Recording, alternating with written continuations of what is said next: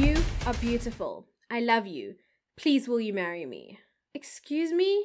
Rando say what?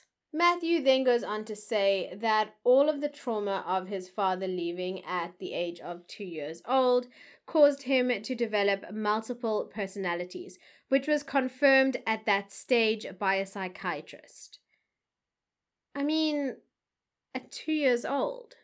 He further extends his control over Hardus by removing every single phone number in his phone. Isolation of members is key to success in cults. And that's when it comes to him.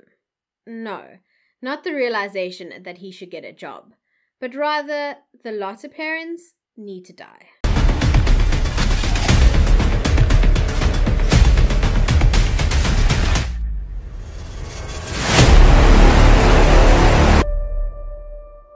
On the 16th of December, the Lotta parents leave for a month to Gansbaai, where they have a holiday home, which is also closer to where Christelle lives in Stellenbosch. Although Hardus longs to join them, Mathew convinces him that God would prefer that he stayed at home. If God was Mathew, that is. With the house to themselves for a full month, Mathew works harder than he ever has before. He searches the house for all documents, papers, and policies to understand exactly what assets the Lotta family have. He also uses this time to further convince the siblings of the evil of their parents. This serves to aid the paranoia that he instilled in both siblings. He convinced them that their parents were out to cause harm and that they should be on alert. He stated that their parents stood in the way of God's will.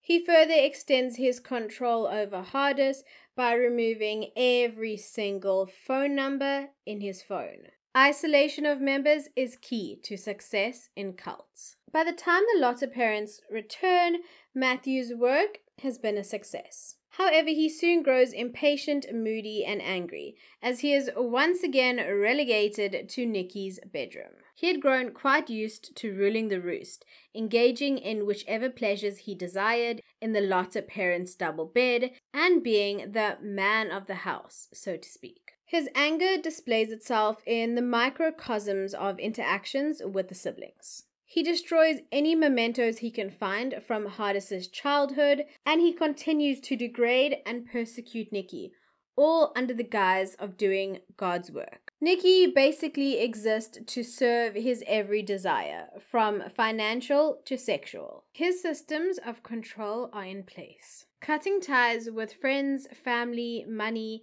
and everything that makes a person an individual is characteristic of cult mentality. These control systems in place become the rules and regulations that all must abide by. During this time, Mathew also tells his own mother that he has left for London to work for Richard Branson. Yeah, London. Nikki has also been fired yet again from her new job, as an indirect result of Mathew. Either he is making her late by demanding that she prays over him before going to work, or he is giving her bruises and black eyes that she attempts to cover. Running out of money, Mathew gets the bright idea to steal from Mr. Lotta's credit card, which he knows he leaves in the house during the day. The trio then find the pin on some documentation. They take the card to the ATM and they withdraw 2,000 rand. They then replace the card exactly where they found it. Across town at work, Mr. Lotta gets an SMS notification that money has been withdrawn from his credit card. He rushes home only to find his card in the exact same place he had left it. Hardus, who is the only one home at the time, assures his father, with his technological know-how, that cards can be cloned and accounts can be hacked. So Mr. Lotta cancels his card, he orders a new one, and yeah, you guessed it, they do it again. And again. What they don't realize is that after these multiple attempts, Johannes has contacted the organized crime unit to investigate the case. Soon, the team there discovered that although the individual who withdrew the money wore a balaclava, he had dark skin, and during one withdrawal, he wore a sweatshirt with 68 printed on it. To Johannes, that sweatshirt looks awfully familiar, but he just can't pinpoint where he's last seen it.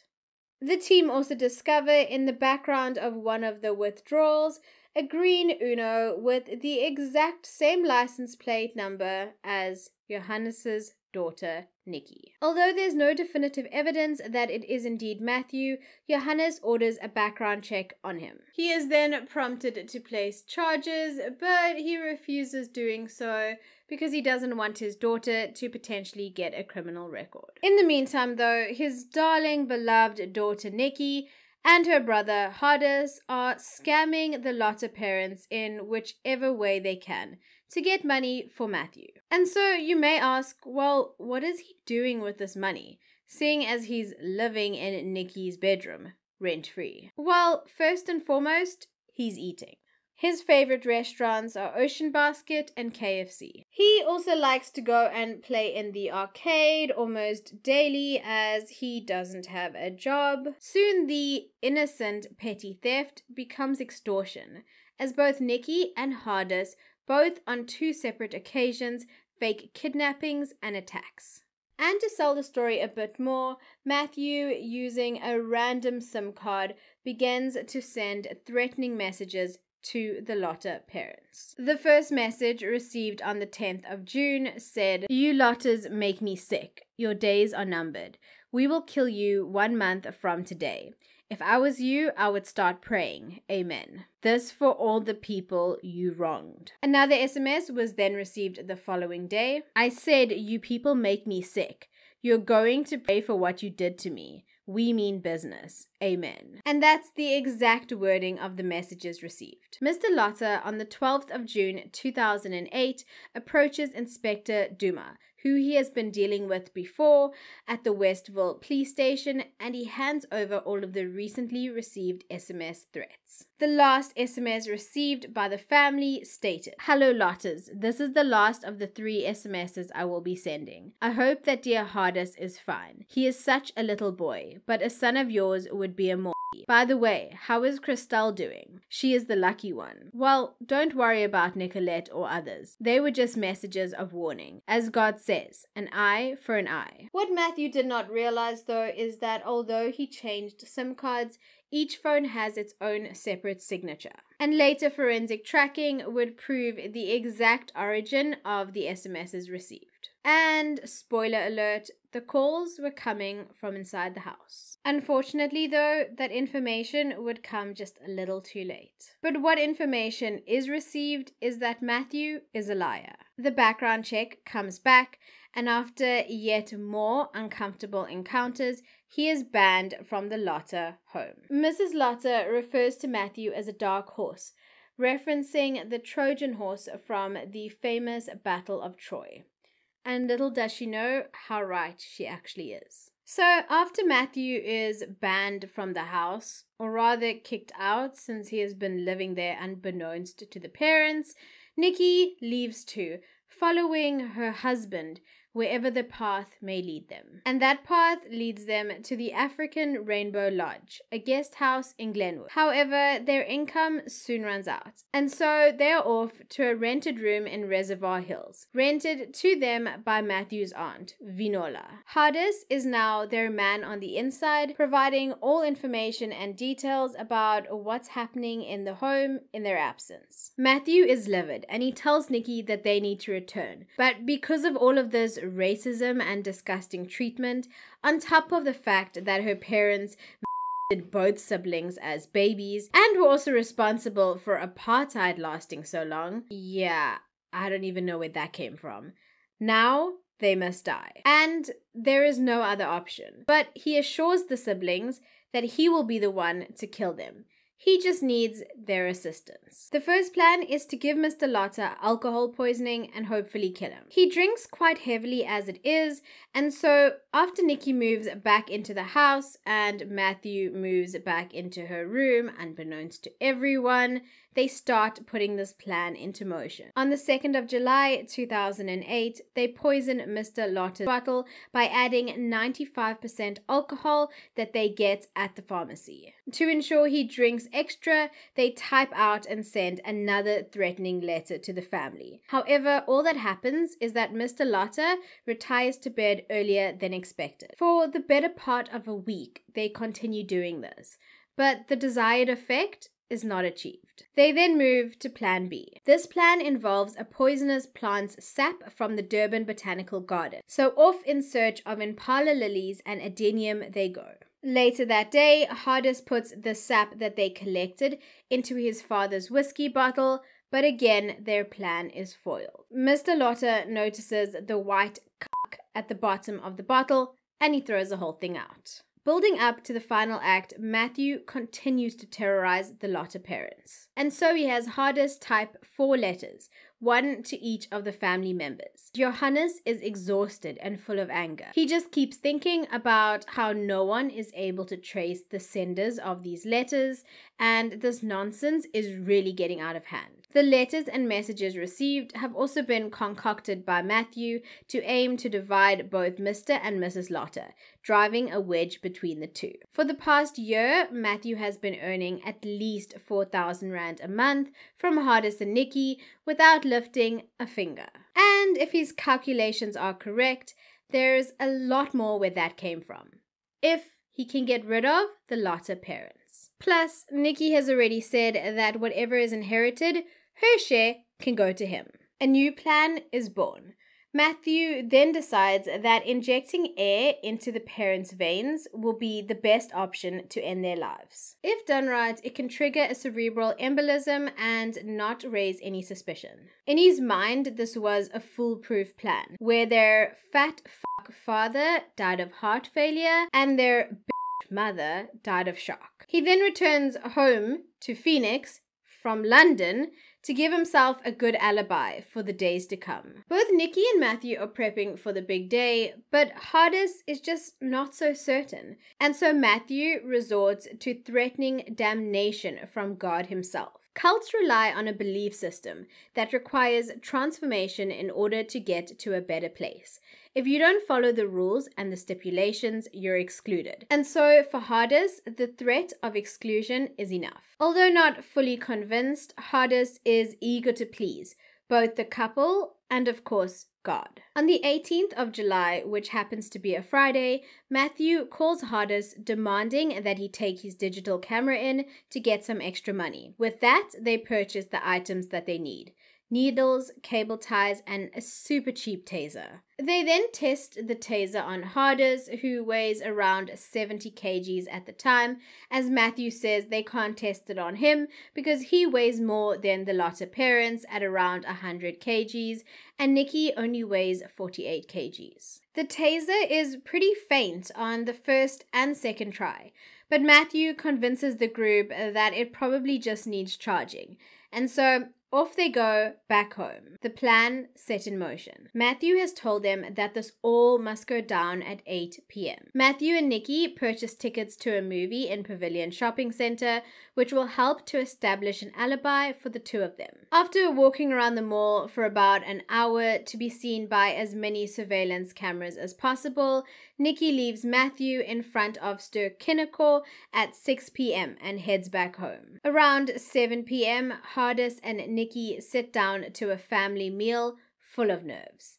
The clock is ticking. Nikki has arranged the cable ties, tape, and syringe on top of the fridge, within easy access but out of sight. Hardus has the taser in his back pocket underneath his baggy jersey. Just before 8 p.m., Nikki realizes that both of her parents are still together in the lounge and that she needs to separate them. Her dad is passed out on the couch, a side effect from all the extra alcohol that they have been adding to his drinks. She then decides to call her mom into the kitchen under the pretense of having a cup of tea and a chat. Her mom, excited to reconnect with her daughter, happily obliges, taps her husband on the leg to wake him up, and as he stumbles off to the bedroom, she goes to the kitchen. As the minutes tick by and the conversation continues, Nikki looks behind her mother to Hardus, who has turned up the volume on the TV but is nervously pacing back and forth down the corridor. In his mind, he is playing back his conversations with Mathew whilst keeping his eye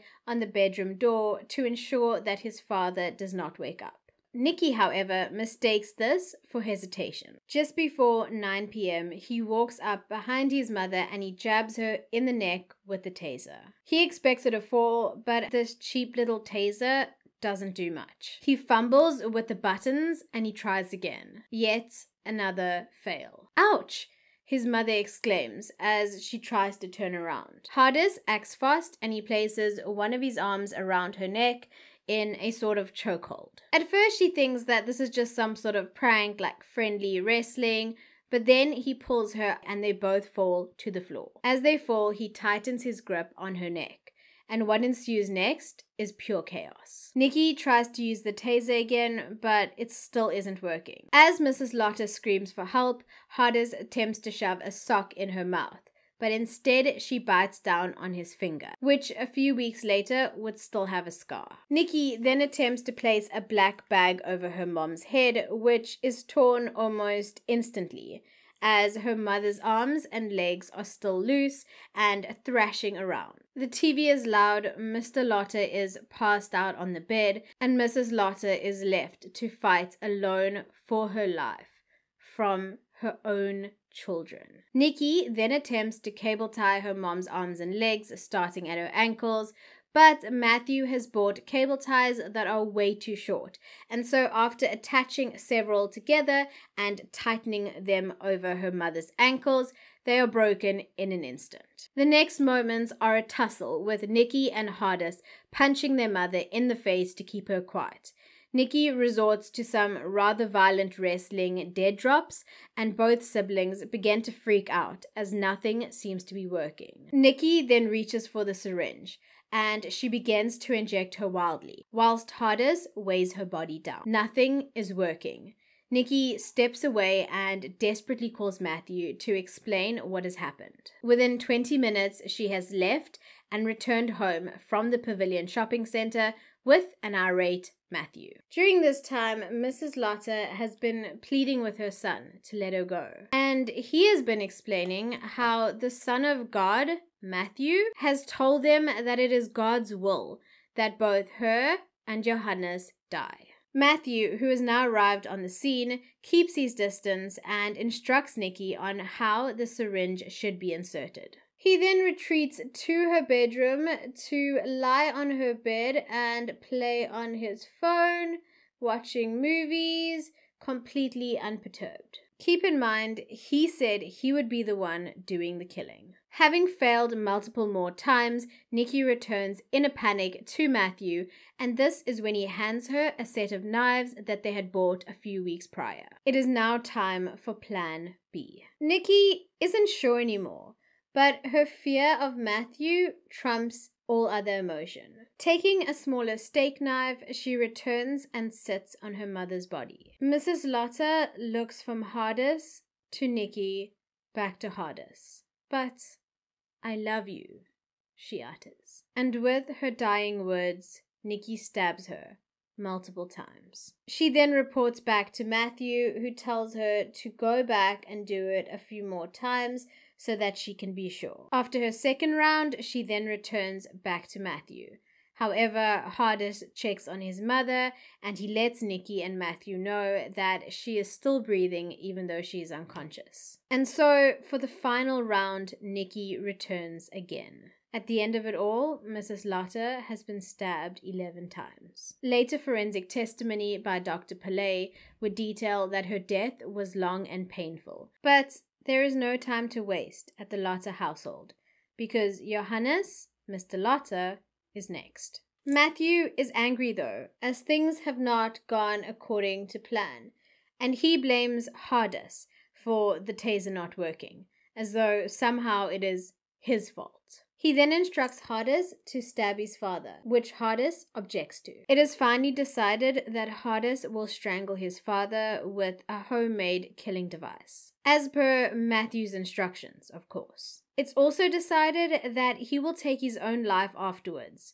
as is God's will. But first, he must write a letter confessing to both murders. In Mathew's mind, a loner computer kid who plays too many video games snaps and kills his parents. Sounds like a good headline. Nikki, although extremely saddened by the turn of events, knows that they must obey and do God's will. Going against a leader and God's wishes is not advised and will only result in punishment. Whilst Hardus is prepping for the deed, Nikki and Mathew are on their way back to Pavilion Shopping Center. Nikki, whose clothes were covered in blood, has changed, and all the items like the syringes, the tape, and the cable ties has been placed into a black bin bag in the back of the car for Mathew to dispose of later. The two make sure to be seen by multiple cameras at the Pavilion Shopping Center. They then go through and get coffee and hot chocolate at the Wild Bean Cafe just before midnight. Shortly after, Mathew is dropped by Kings Road with the bag of evidence. Back at the Lotta household, some electrical cord, exercise handles, and a broom make up the instrument that will be used to end Johannes's life. Hardus approaches his father in the bedroom and he switches on a nearby light. That light alerts Johannes, and when he realizes what is happening, he first tries to reason and make sense of what is going on. Very soon after, however, he realizes what is happening and the two are in a tussle. Johannes is naked, as that's how he sleeps, and so Hardus has trouble trying to get a good grip on him. As Hardus begins to shout about God's will, Johannes immediately grows concerned for his wife. He begins to call out her name. He then makes it to the lounge where the TV is blaring and he shouts for help. Unfortunately, there is no one to hear his calls. Hardus is in full attack, roundhouse kicking and choke-holding his father, who is putting up a pretty big fight. He manages to finally kick him down in the passageway and he jumps on his back, harnessing the homemade weapon. After a final struggle, Johannes is gone. His final words to his son, "We can work this out."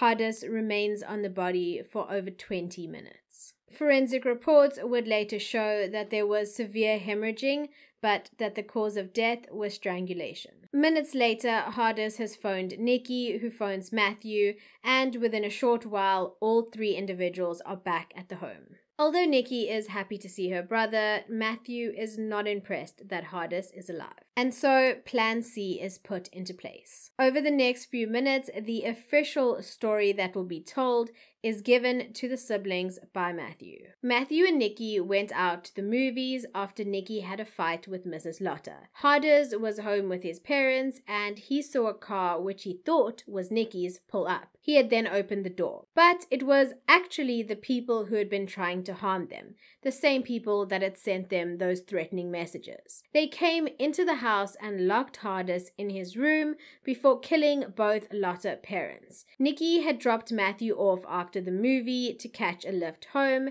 and when she returned home, she had found Hardus and the scene of the crime. For added effect, they had previously typed out a letter which would be left somewhere by the entrance for Nikki to find on her way in. Mathew also took some money out of Mrs. Lotta's bag. And so the sordid tale played out. Nikki doesn't call the police herself, but Mathew instead stumbles into the police station just after 2 a.m. in a panic, telling them all about what has happened with his girlfriend, as she has called him, but he doesn't actually know because he hasn't been in the house yet. Within minutes, he is in the car with the police officers on the way to the Lotta home. Hardus at this point is beyond shocked, as the weight of what has been done is really impacting him. Nikki was a lot more calm given the current situation, and she even attempted to make herself cry by rubbing onions under her eyes. When it didn't work, she just chucked them away and she had to resort to her acting skills. As the police arrive on the scene, she plays the part of the distraught daughter. Things don't really pan out as Mathew expects though,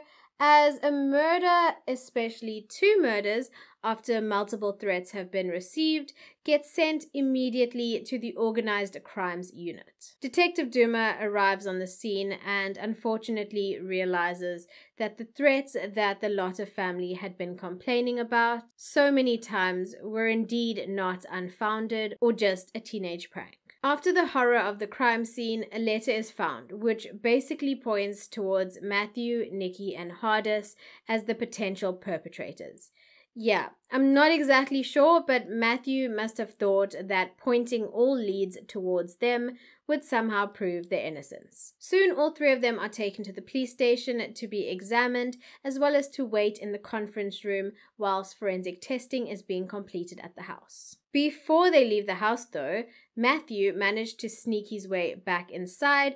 Under the pretense of grabbing a jacket, he made his way to Nikki's room, grabbed the jacket, but then he also grabbed his journal, which he had been writing in daily for the past year. As they walk out the door, the Lotter siblings do not realize that they will never be stepping into this home again. Things, however, are not adding up on the scene of the crime, though, as valuables have not been taken and Nikki never even once tried to call the police. The forensic pathologist on scene immediately realizes that rigor mortis has begun to set in for Mrs. Lotter, but not yet Mr. Lotter, which signals 2 different times of death. And this doesn't line up to the story that has been told. The trio at the police station start to be questioned as suspects. After various attempts and interrogation techniques, the truth of Mathew, the Son of God, comes out, and the arrests are made. Hardus is the first to crack, as he is made to realize that everything that Mathew has said has been a lie. Many cult members don't realize that they are in cults until far later,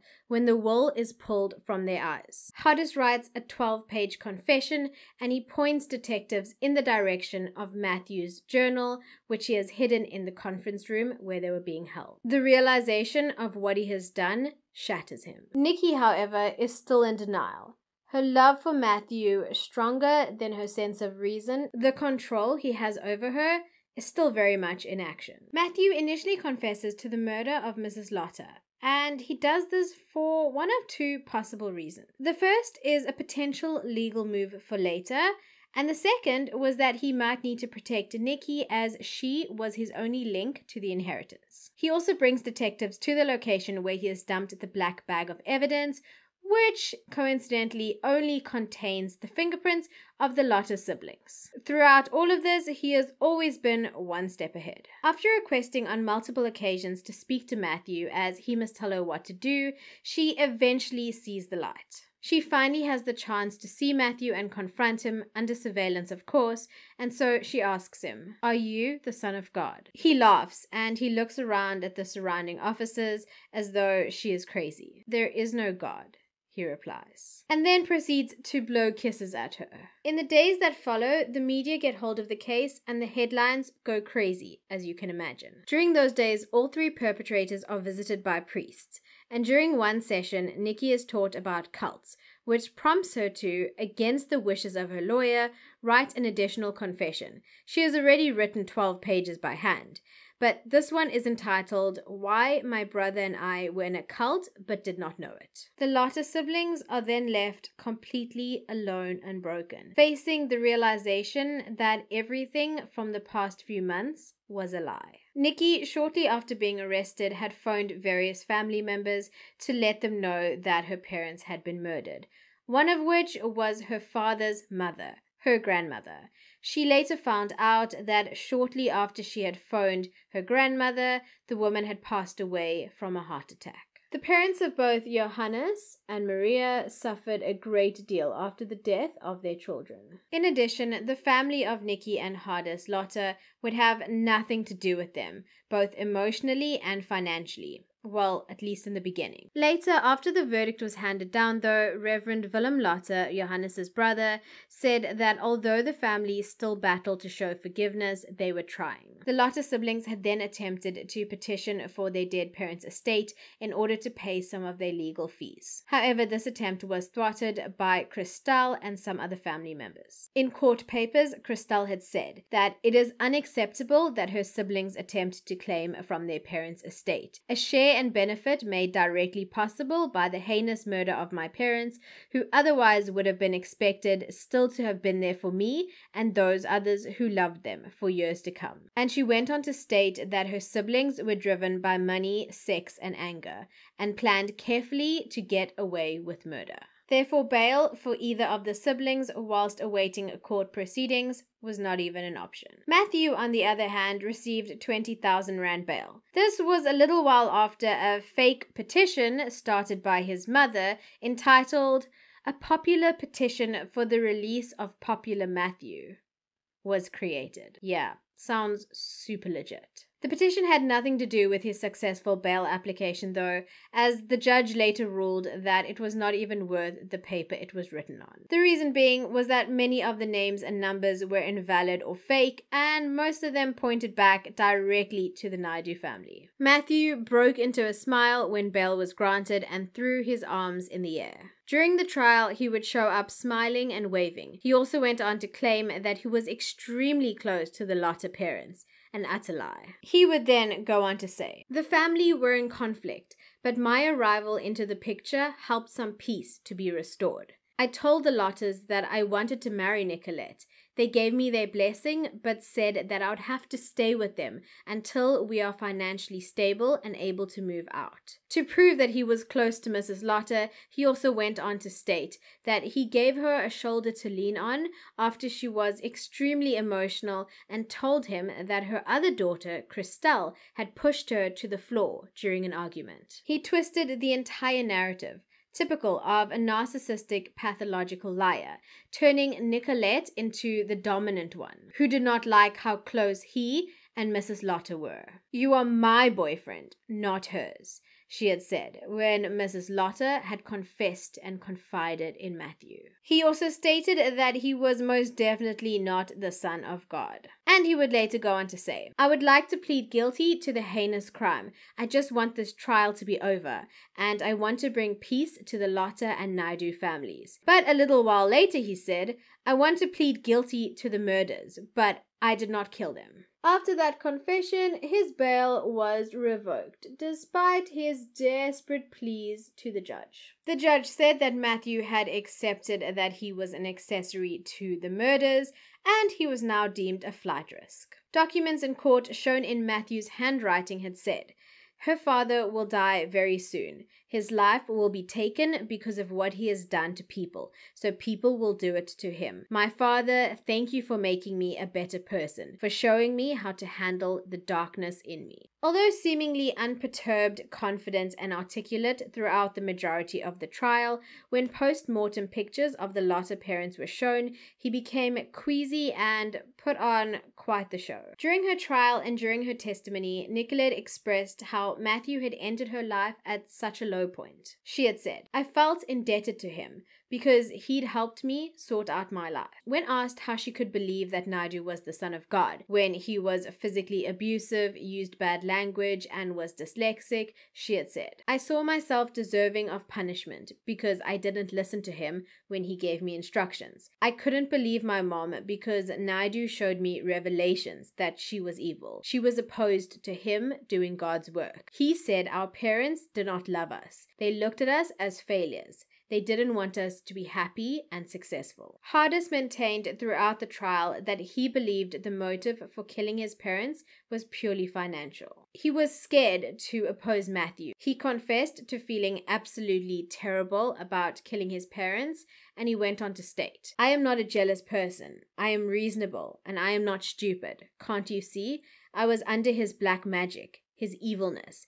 If I could turn back time, I would." He took advantage, knowing that I believed in God 100%. He said he had the power of God, and in my state, I believed every word. Both Hardus and Nikki were found guilty by Judge Cheyenne Gyanda. He admitted that the siblings had been influenced by Mathew, however, they still had the ability to differentiate right from wrong. Nicolette Lotter was sentenced to 12 years in jail, and Hardus Lotter was sentenced to 10 years in jail. After the conviction, Hardus had said, "I know there are many people who hate me, and I have come to terms with that. I also know that there are many people who support me. My heart is right with Jesus Christ, and I hope he will be merciful to me." In his judgment, Gyanda compared their case to the brainwashing of followers in the 1978 Jonestown cult massacre, in which Californian preacher Jim Jones murdered 276 children and 638 adults with cyanide-laced fruit punch.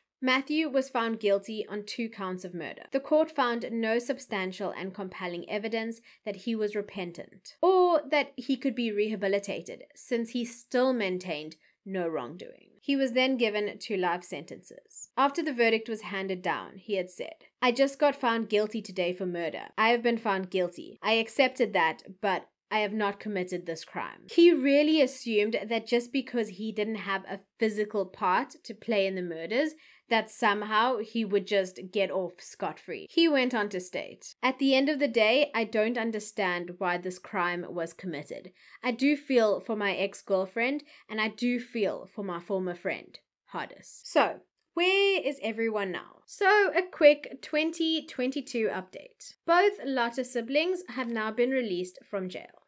Hardus was released in 2018 to serve the remainder of his sentence on house arrest. Hardus, who was 29 years old at the time, was released into the care of Durban pastor Danny Israel after serving his sentence in Sefontaine prison. He then began to follow a very strict and disciplined life in private. During his house arrest, he had certain hours where he was allowed out, as well as a strict rehabilitation program. His sentence was completed in 2020. During this time, he also opened up his own computer repair business. The community, however, remained divided on his release. In the last interview he gave before his release, he said, "If I could turn back the clock, I'd go back to where it all started, to the day I met Mathew. I'd have never befriended him. I'd have made sure my sister stopped seeing him." Nicolette was released in 2020 after serving her sentence in Westville Prison, where she studied theology through UNISA. In 2018, she married Rian Nordke after a brief telephonic relationship. After an episode of The Lotter Family Murders was aired on a local television show, Rian had seen her and he had begun to write her in prison. And the rest was history. They were married in prison with a maximum of 8 guests, and the wedding was published in the U and Huisgenoot, local magazines in South Africa. Hardus nor Christel attended the wedding. However, Hardus did send his well wishes and said that he hopes that his sister has picked the right person to marry. I mean, you can see why he says that. In an interview prior to her release, Nicolette had said, "I would love to have my own family one day. I also want to do good in my life, make a positive contribution to society before I die. I miss having a family and belonging to a family. I miss my parents and our pets. I miss going fishing with my dad, and I miss my mom's baking and cooking. I used to visit my brother when he was still at Westville's men's prison. Since he has been drafted to Sefontaine, I write to him, but it's not the same. I miss my friends and family who used to be in my life before what happened." The hardest part, Nicolette says, is that she cannot go back in time and undo what has been done. Mathew is thankfully still behind bars in Westville Prison. Upon being sentenced, Mathew had written a letter to his mom stating the following: "Please forgive me, Ma. The Lord has made me strong to face this. Please forgive Nikki and Hardus. I've come to understand there is a real devil in this world, and I know now he is at work here, but relax, Ma. There will be heaven for us all." Mathew maintained that he was unfairly treated during the trial, as he was given 2 life sentences, despite not physically being on the crime scene. Yet those who had killed their parents were serving much less sentences. His mother, who only earns around 600 Rand a week, spends about 400 Rand a week buying food for Mathew, which includes 40 slices of cheese and polony, 8 chicken pieces, a loaf of bread, fruit, and 2-liter Cokes. amongst other things, for apparently a group of hardened prisoners, and she does all of this to protect her son. She also said her son's fellow inmates demanded 4 specific types of fruit, saying it must be 4, not 3, not 5, and she deeply fears deviating from the list. She had said, "Through all of this, I still love my son. I will continue to visit him, and I will still support him, because he is my only child." Yeah, I'm pretty sure there's a good chance that Mathew is just up to his manipulative ways again, and it might have nothing to do with protection in prison. The relationship between Nicolette and Mathew was highly pathological. The control that Mathew exerted over her and the resulting effects can be understood not only through the paradigm of a cult, but also in terms of battered woman syndrome. Regardless of what you personally may believe caused the 2 Lotta siblings to traverse such a dark and twisted path, the consequences of their actions continue to haunt and impact their daily lives. Not only do they live with the guilt and the regret of what they have done, but they've lost their family. The very public portrayal of the murders and the subsequent trial thrust their journey into the spotlight and opened up many conversations about the prevalence and dangers of cults like these existing right in the heart of suburbia. You know, though, like I mentioned before, many cult members, such as Nikki and Hardus, for example, have absolutely no clue that they're in a cult whilst they're in the cult. Cults are not only crazy groups of people led to killing, but they can be crazy fanatical fitness groups or even MLM marketing groups. You know which one I'm talking about, right? The truth is, even the most unassuming person, under the right circumstances, with the right factors and the right motivation, may be capable of committing the most heinous and atrocious actions. Thank you so much for joining me on this extremely intense episode. Until next week, stay safe, stay blessed, and stay the amazing human beings that I know each and every one of you are. Also, don't talk to strangers and beware of cults. Okay, thanks, bye.